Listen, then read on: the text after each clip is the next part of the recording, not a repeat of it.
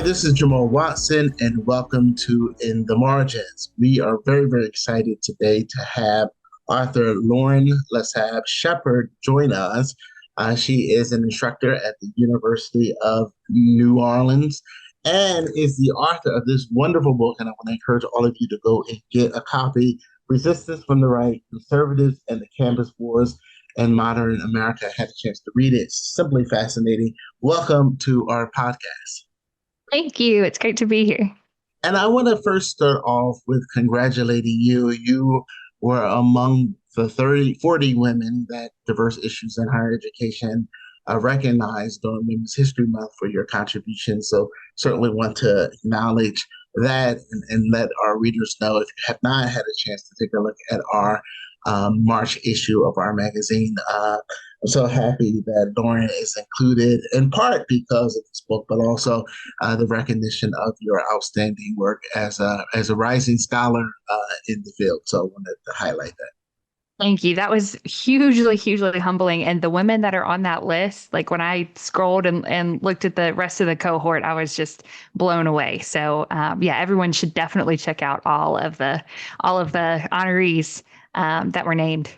Yeah, absolutely. Well, again, congratulations. So let's start off with the book, and tell me, how did this come about? My understanding was this was a result or connected to your doctoral dissertation. Is that right? Yes. And actually, it has a longer history than that. It started out as a paper. When I was a PhD student, I was taking a history of higher ed course right around the time of the 2016 election. And in class, we were talking about, the campus upheavals of the 1960s.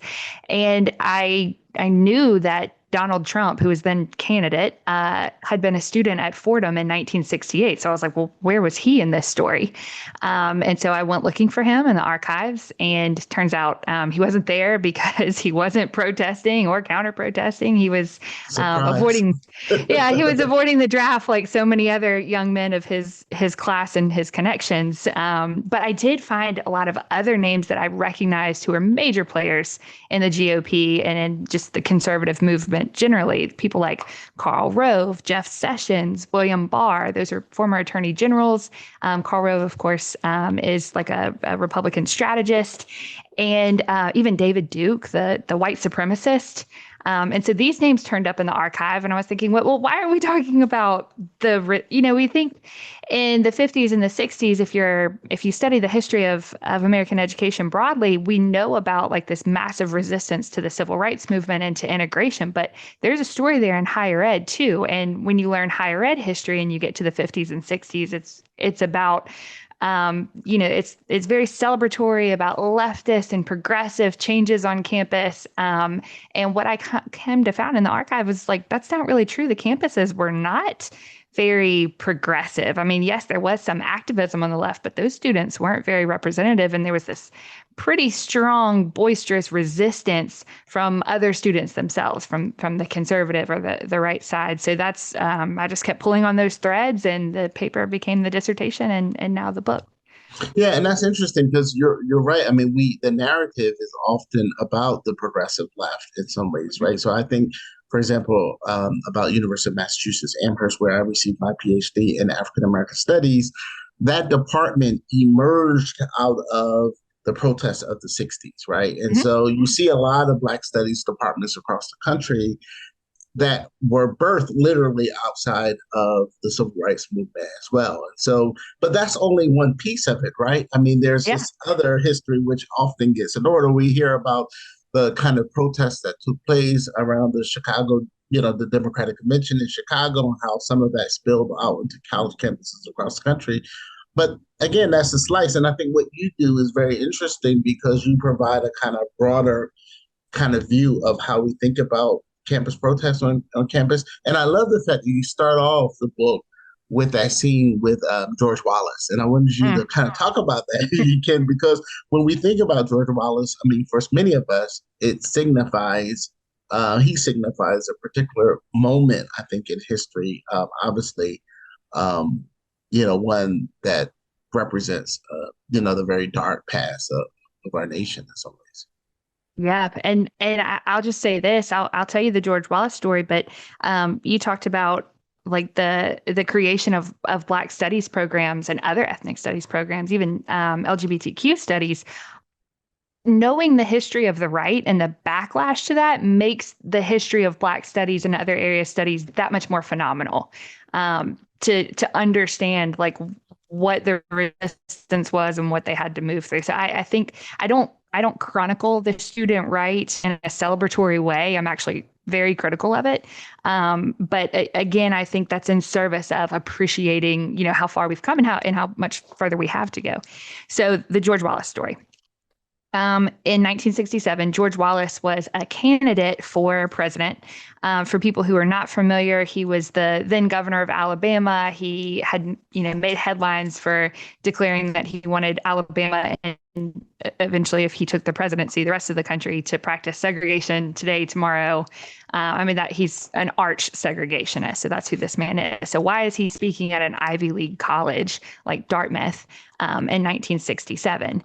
And what I come to find out, I present the George Wallace story up front, but he's actually one in a long line of far right activists who would go speak on college campuses. And we can draw a parallel to that today, of these charismatic activists, going to campus intentionally trying to get shut down. And that's what Wallace was doing at Dartmouth. He wanted a backlash. He wanted a crowd reaction to boo him off of campus, which is exactly what happened. But then he could use that as a talking point to say, the word woke didn't exist in 1960s, or actually it did, but not in the way that we use it today. But Right. he could use that to say, look at the campus is out of control, these leftist demonstrators, what about free speech? And so it's a nice, it's not a nice story, but it's a good parallel to kind of what we're feeling right now in our present moment.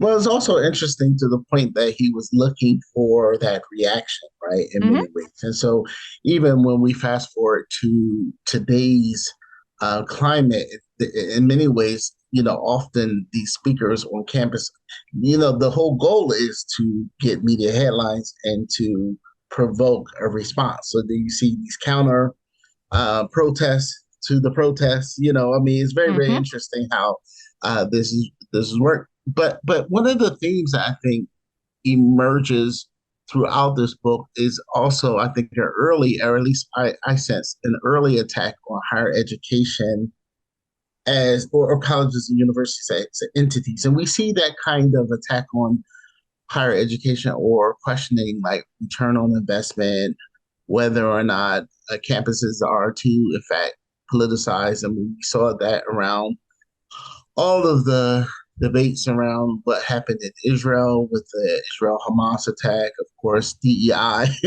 has Mm-hmm. become, I think, in the crosshairs as well. So, would you say that that's true? That this is nothing new? The kind of critique on higher education in general. Oh, absolutely. Yeah. No, it's not new at all. It's got over a century long history. Like I talk about probably the best known early critic of American higher ed for being too progressive is William F. Buckley Jr., who of course is like the father of the post-war conservative movement. But there are others, Stan Evans, both of these guys write books about their time at Yale. So Bill Buckley is like the father of the post-war conservative movement. He famously writes this polemic. It's his first book. It's called God and Man at Yale, in which he's really critical of Yale, his alma mater.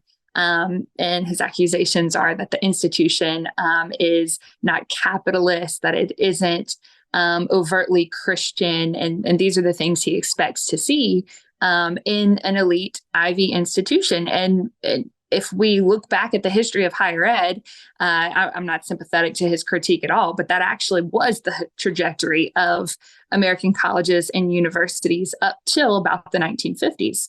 And so, Buckley, writes a scathing critique of Yale and of colleges and universities more broadly to say alumni should withdraw donations. They should use their influence to punish their alma maters, to force them to get in line with, some of these traditionalist and conservative beliefs. And so Buckley's kind of the most famous critique coming out of the early 50s, but there were critiques earlier in the 1930s against communism on campus, the first Red Scare. And then Ellen Schrecker has a really great book about the second Red Scare throughout the 1950s. So, but if we want to bring it up to today, I mean, we hear the same thing. I mean, you mentioned DEI earlier. 2 years ago, the right's bogeyman was critical race theory, right?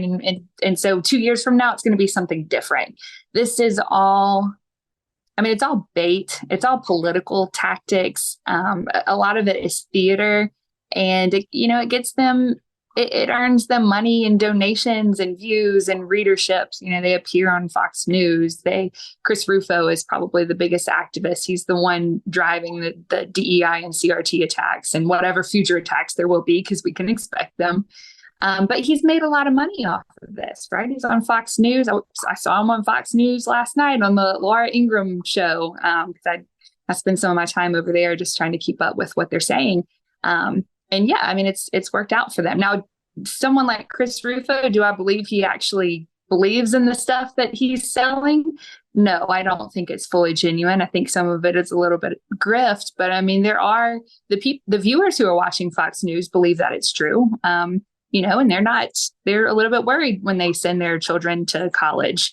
And I mean, we've seen since the Trump election in 2016, this disconnect between older Americans of a certain generation, white Americans, I should be clear, and their children who go to college, and then suddenly their political beliefs maybe are a little bit different than what they grew up with. So, well, all of that's in the mix. Yeah, and what's interesting, I think, is that much of this publicity or these attacks have also translated into actual legislation, right, in states as well. So you see the crackdown on, what's happening in Florida, the elimination of DEI offices and things of that at the University of Florida, or you see the lack of funding at the state legislature in many places across the country as well. So I think the impact of this is interesting because, again, it has implications for funding and I think the longevity of many of our public institutions in particular. Yeah, absolutely. I mean, to your point. Yeah, I mean, it's all pretext, right? There's some political goal in mind. And they, if they can spend years planting the seeds of higher education run amok or gone afoul of, their ideals, then eventually that will translate to legislation and to votes and, whatever their political project is. But yeah, it's awful. I study higher ed, but I think K-12 is really going through it right now. I mean, that's the level where you see the book bans and librarians and K-12 teachers being attacked. And, we talked about DEI at the University of Florida, but there's the whole state of Florida has withdrawn its Black studies curriculum in history and social studies. And so, yeah, I mean, there's really no area of education that's gone untouched by the rights attacks.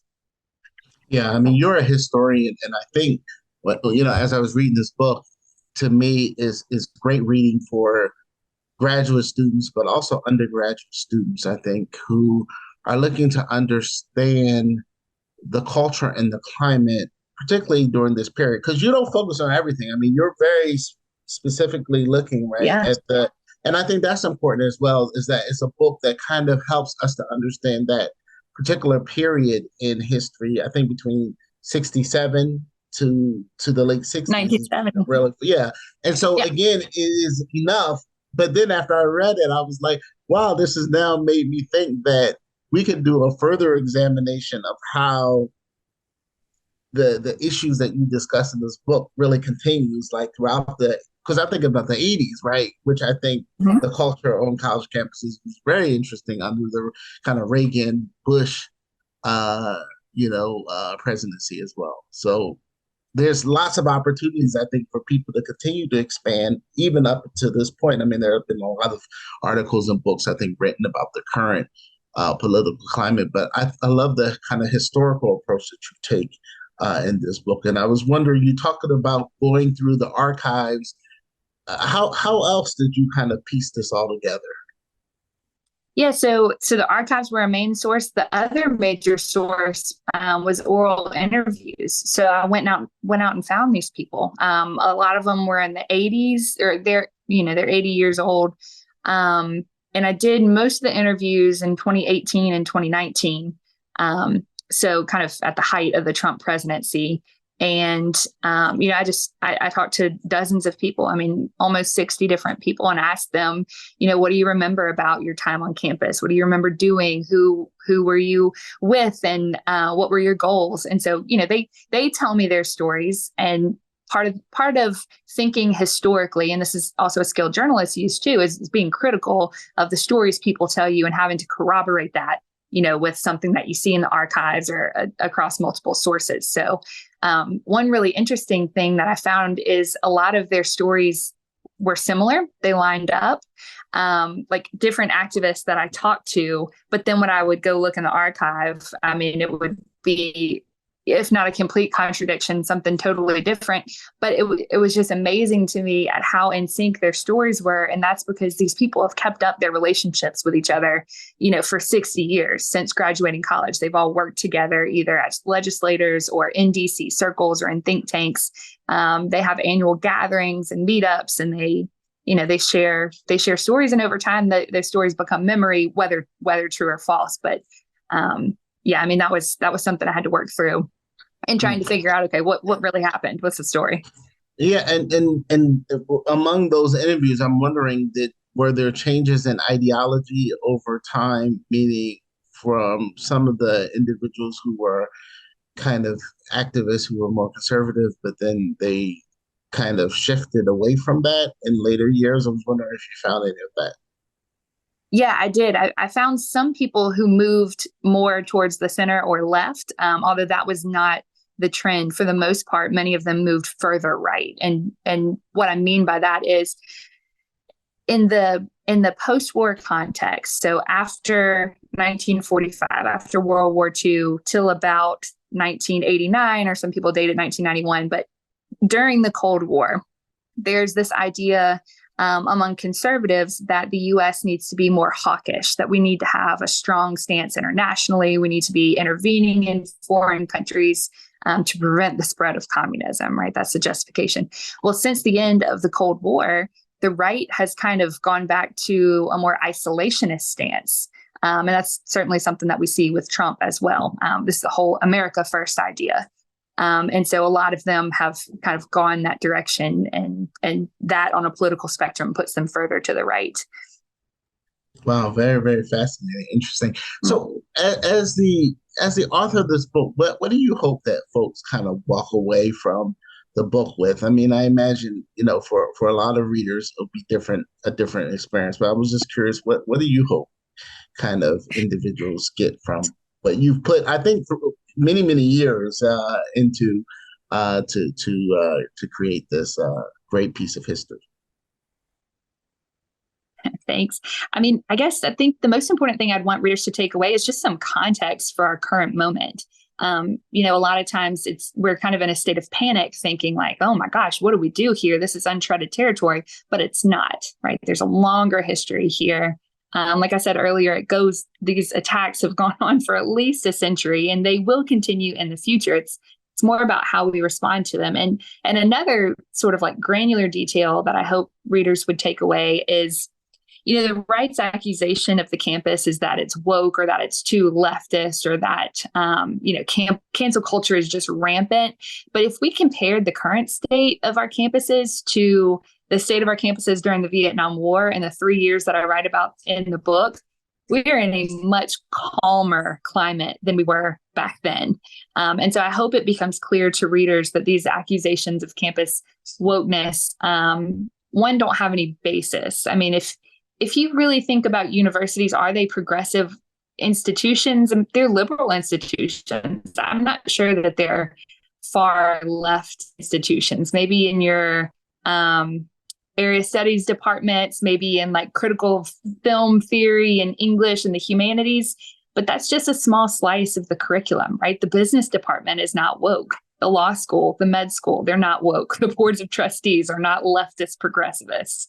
So, I mean, all these accusations, it's important to not accept the right's framing of what the academy is. Yeah. And to kind of give us a sense of like our place in the historical moment. And it also makes me think, as you were speaking, the difficult job of college presidents and chancellors, right? Because they have to be political. They have to also kind of um, deal with alums, right? And they can't necessarily always be outspoken on these issues, even if they personally feel the need to do so, or if what they're seeing does not align with their values. And I was just wondering, it must be tough, even when we fast forward to today's climate, to think about the challenges that university leaders must have as they're trying to promote free speech on campus, but all of the challenges that come with that. And I imagine Yeah. again that's not new. Oh, well, that part that has changed. There's a little bit Okay. of change there. And what I mean is in the 60s, it was not expected that university presidents or other campus leaders would speak to the media about what was going on. It was kind of considered something that was beneath their role. And Interesting. today there's assumption that they will, no matter what the headline is. It's always like, what is the comment from, the provost, or what's the comment from the president?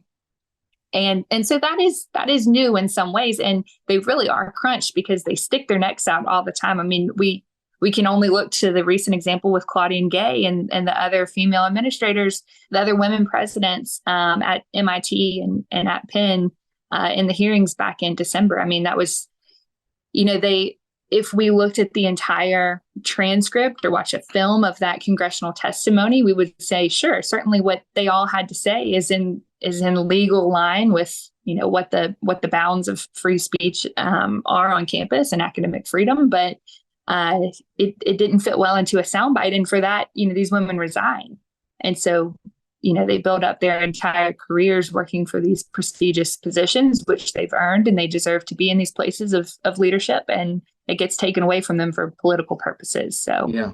Yeah, no, yeah. absolutely. And I was just curious, sort of as a professor spending time on a college campus, and then knowing this history, having written about it, I was just wondering, what is it like for you, like to be on a campus and kind of observe students, given the historical context that kind of campuses were engaged in? I was wondering, like, what are you seeing in students these days? Is it the same kind of fervor and activism, or I'm just curious? I don't see that. So I teach at the University of New Orleans, which is, it's a small urban college. It's an R2 in the South. It's public. There's not a ton of activism. I mean, we do see students organizing. I'm a member of United Campus Workers, so we've done some things on campus, but nothing like what we've seen in schools in New England, right, or in the Northeast. Not like the protests we've seen recently surrounding the war in Gaza at Harvard or at Columbia. And so those institutions, in some ways, are not in some ways, in a lot of ways, they're very unrepresentative of the larger student demographic, right? Those are elite schools. They're extremely hard to get into. They cost a lot of money, and the students who go there don't look like, your average college students who might be at a community college or who might be non-traditional age, or also working, also raising a family. I personally would like to see more activism because I think there are some things that on our campuses and just in higher ed in general could be changed for the better. But, for now, this is where we're at. Yeah, very, very much so. Well, it's a wonderful book, Resistance from the Right, Conservatives in the Campus War in Modern America, published by the University of North Carolina Press. So again, I want to urge everyone to get a copy. It's a wonderful book, and I think it really adds to our understanding of what is happening in our contemporary society today. So thank you so much for joining me. It's a pleasure having you. Thank you. It's great to be here.